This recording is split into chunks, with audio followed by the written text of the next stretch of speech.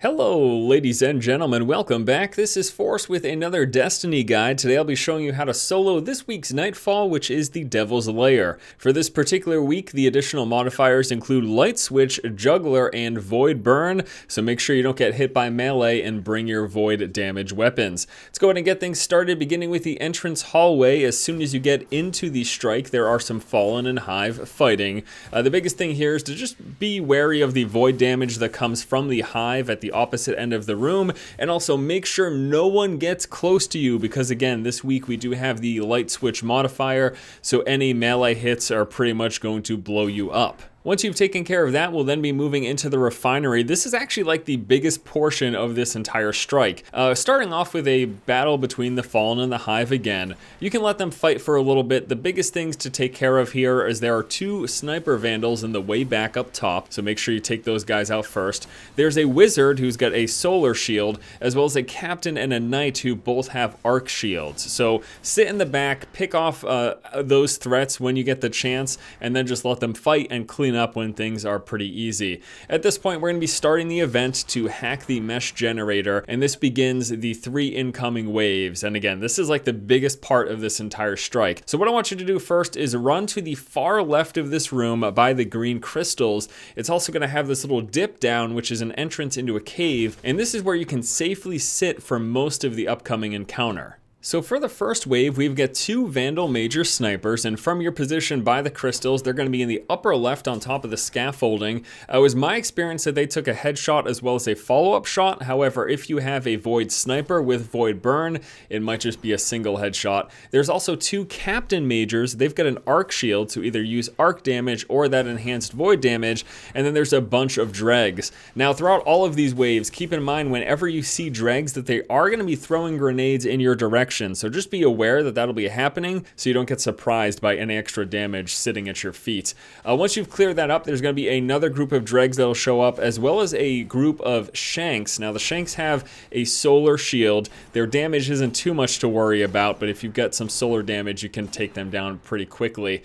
Then we move on to wave number 2. Wave 2 is just an enhanced version of the first wave. There are 2 more Captain Majors with that arc shield. There's also 2 invisible Vandal Snipers. Now the first one is going to be up on the scaffolding where the ones in the first wave was. The second one is actually off to the left around the corner by where those shanks spawn in that little room. We've also got some dregs and vandals. Those are fairly easy to clean up. And then once you've cleared up this first part of wave 2, you're going to deal with a wave of invisible vandal swordsmen. Now, so long as you're just sitting back here in this pit, they're actually not going to fully charge you. They'll basically charge up to this box here, and you can easily get them taken care of with some headshots.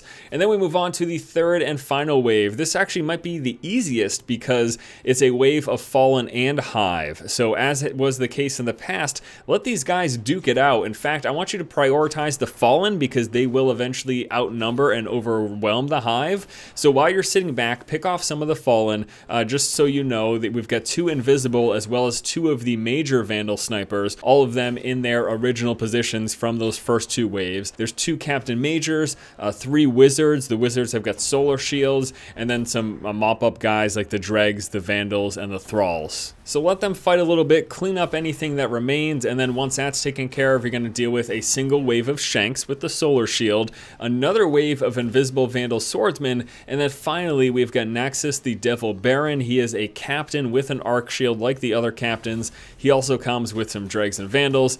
Take care of his little minions, then take care of him, and we move on to the next section. And on your way to the second encounter, you'll come across that room with the captain, dregs, and vandals. Pretty easy, mop that up, and then we finally move on to the tank boss fight. I'm going to want you to take a left as soon as you go out into the open and make your way on top of the building with the 3 blast shields. This is an incredibly easy fight because from this position with the sniper, you're not going to get hit pretty much by anything. None of the adds in this entire area will chase you down and attack you. So all you have to do is snipe the tank legs and then take care of its vulnerable spot once it goes down. Again, you won't get hit by any adds from here. The tank will shoot at you every once in a while. The only thing you really need to watch out for is the big red beam, because that can one-shot you if it hits you pretty much directly. But again, from here, you are safe from all of the ads and are free to just pick off the tank. Once the tank is down, just make sure that you're cleaning up any of the remaining fallen.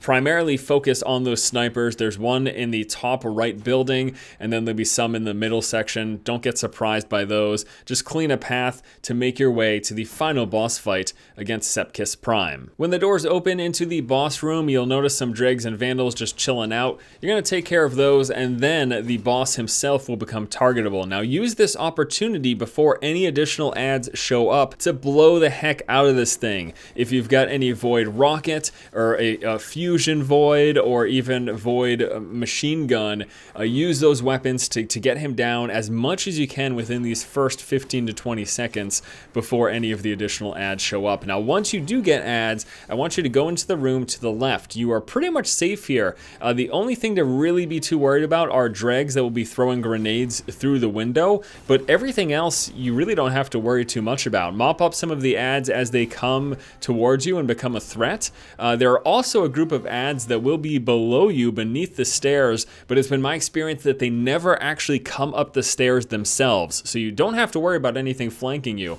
It's just everything in the window and doorway that you're facing towards the boss. Clean up the ads when things become too cluttered, but other than that, you're focusing on Sepkis Prime 100% of the time. Remember to use the void damage whenever you get that opportunity because of the extra burn, and that is it. Overall, this was a pretty easy Nightfall strike to solo. I would say the most time-consuming part was the first section with the 3 waves, but besides that, it was pretty much a piece of cake. Thanks guys so much for watching. Hope you enjoyed this Destiny guide video. Stay tuned for more coverage coming up in the future. Hope you have a fantastic day. I'll see you tomorrow. Keep watching and keep owning.